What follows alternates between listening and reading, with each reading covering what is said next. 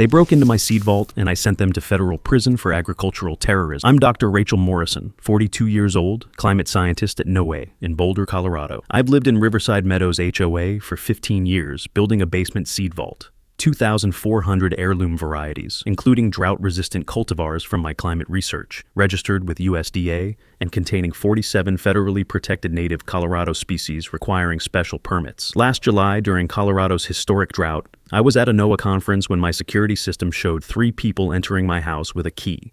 The footage showed HOA President Margaret Whitmore and board members Stephen Parker and Linda Foster breaking into my climate-controlled vault and removing 340 seed packets. They damaged my temperature control system, destroying $23,000 worth of rare varieties.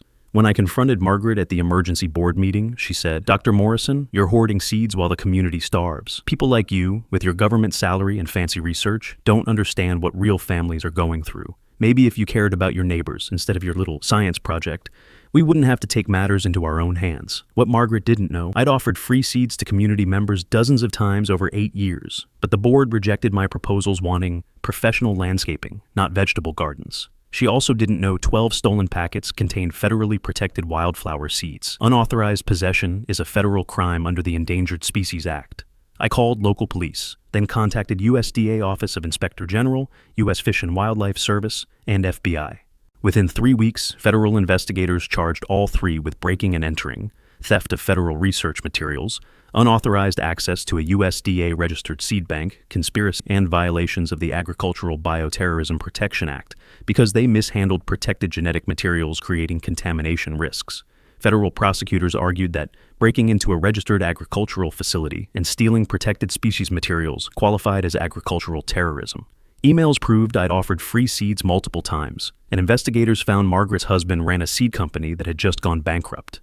This was theft for personal gain. Margaret Whitmore got 8 years in federal prison plus $110,000 restitution.